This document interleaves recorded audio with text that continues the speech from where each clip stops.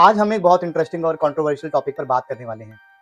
एक तरफ इंडिया और चाइना के रिलेशंस को नॉर्मल करने की बात हो रही है, लेकिन दूसरी तरफ रिपोर्ट्स ये भी आ रही हैं कि गलवान और चाइना से जुड़ी बॉलीवुड फिल्में में काफ़ी बदलाव किए जा रहे हैं। और तीसरी तरफ कुछ एक्सपर्ट्स ये कह रहे हैं कि इंडिया और चाइना के बीच जो राइवलरी दिखाई जाती है, असल में उसकी रियलिटी कुछ और ही है। तो आखिर सच है क्या? क्या इंडिया और चाइना कॉम्पेटिटर्स हैं? क्या दोनों कंट्रीज अपने रिलेशंस इंप्रूव करना चाहते हैं? और क्या इसका असर बॉलीवुड तक पहुंच गया है? आज इसी पर बात करेंगे।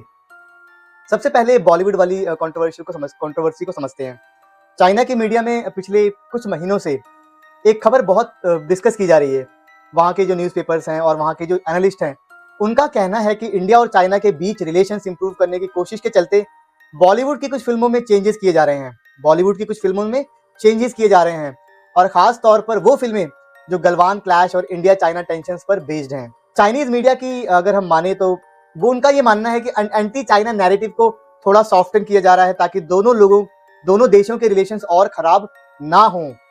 और सबसे ज्यादा चर्चा यहाँ सलमान खान की जो अपकमिंग फिल्म जिसका नाम बैटल ऑफ गलवान है, उसको लेकर है। रिपोर्ट्स में ये क्लेम किया गया है कि फिल्म के कई सारे सीन्स रीशूट किए जा रहे हैं और उनका टोन पहले से काफी ज्यादा सॉफ्ट बनाया गया है। और कुछ इंडस्ट्री सोर्सेज के मुताबिक फिल्म का लगभग 40% हिस्सा रीशूट हुआ है। और अगर ये सच है तो इसका मतलब सिर्फ कुछ सीन्स नहीं बल्कि पूरी की पूरी कहानी और जो प्रेजेंटेशन है वो बदल दी गई हैं। यानी सवाल ये उठ रहा है कि इंडिया चाइना के जो रिलेशंस का असर है अब बॉलीवुड तक पहुंच गया है। लेकिन ये कहानी सिर्फ फिल्म्स तक सीमित नहीं है, इसके पीछे एक बड़ा जियोपॉलिटिकल एंगल भी है। पिछले कुछ सालों में इंडिया और चाइना के जो रिलेशंस में काफी उतार चढ़ाव देखने को मिले हैं। 2017 में डोकलाम स्टैंड ऑफ हुआ, 2020 में गलवान क्लैश हुआ और इन दोनों इंसिडेंट्स ने रिलेशंस को काफी ज्यादा नुकसान पहुंचाया है। लेकिन इसके बाद भी बातचीत नहीं रुकी।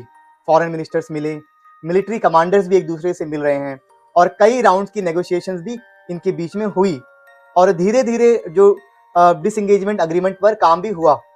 यानी दोनों कंट्रीज कन्फ्लिक्ट को कंट्रोल करना चाहती हैं। लेकिन अब सवाल ये आता है कि क्या इंडिया और चाइना वाकई एक दूसरे के कॉम्पिटिटर्स हैं? इंडिया में कई पॉलिसी एक्सपर्ट्स और डिप्लोमेट्स बार बार कहते हैं कि एशिया में इंडिया और चाइना के बीच स्ट्रैटेजिक कंपटीशन चल रहा है।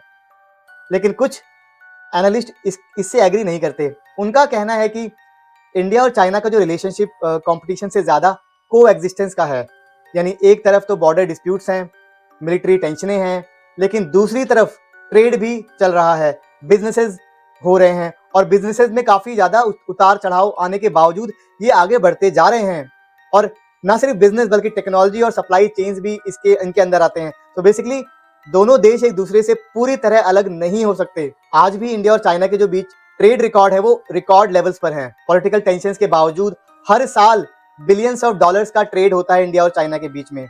इंडियन इंडस्ट्रीज चाइनीज इंपोर्ट्स पर काफी डिपेंड करते हैं और चाइनीज कंपनीज इंडियन मार्केट को बहुत इंपॉर्टेंट मानती हैं। यानी पॉलिटिक्स कुछ और कह रही है और इकोनॉमी कुछ और। इसी को एक्सपर्ट इंटरडिपेंडेंस का नाम देते हैं, इंटरडिपेंडेंस। लेकिन मॉडर्न जियोपॉलिटिक्स सिर्फ इकोनॉमी की बात नहीं करती। आज साइबर वॉरफेयर भी एक रियलिटी बन चुका है। Power grids, banks, hospitals, airports, railways सब डिजिटली सिस्टम्स पर डिपेंड करते हैं और इसीलिए साइबर सिक्योरिटी आज नेशनल सिक्योरिटी का इंपॉर्टेंट हिस्सा बन चुकी है। कई एनालिस्ट का मानना है कि फ्यूचर जो कॉन्फ्लिक्ट सिर्फ बॉर्डर पर नहीं बल्कि साइबर स्पेस में भी लड़े जाने वाले हैं और इसी वजह से इंडिया और चाइना दोनों टेक्नोलॉजी और डिजिटल कैपेबिलिटीज पर फोकस करना शुरू कर दिया है। अब एक इंटरेस्टिंग सवाल, तो चाइना बॉलीवुड की फिल्म पर इतना ध्यान क्यों देता है?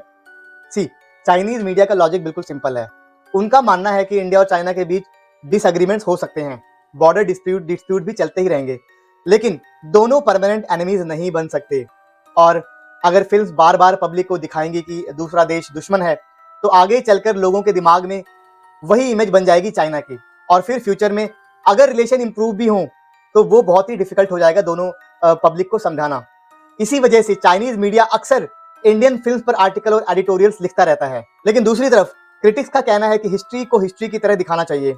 अगर गलवान हुआ है तो उसे दिखाना चाहिए, अगर सोल्जर्स ने सेक्रीफाइस दिया है तो उनकी कहानी भी बताई जानी चाहिए आम जनता को।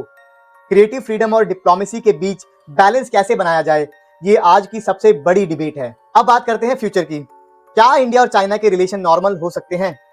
शायद हाँ या ना।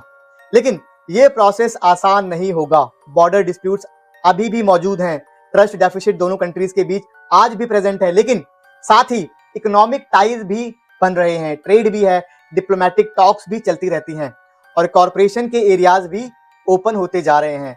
फॉर एग्जाम्पल, चाइना की कई सारी इलेक्ट्रिक कार कंपनीज इंडिया में उन्होंने अपने एक्सपोर्ट शुरू कर दिए हैं, तो बेसिकली वो इंडिया को एक बहुत बड़ा मार्केट मानते हैं और इसीलिए एक्सपर्ट से कहते हैं कि इंटरनेशनल रिलेशंस में ना कोई परमानेंट दोस्त होता है, ना कोई परमानेंट दुश्मन।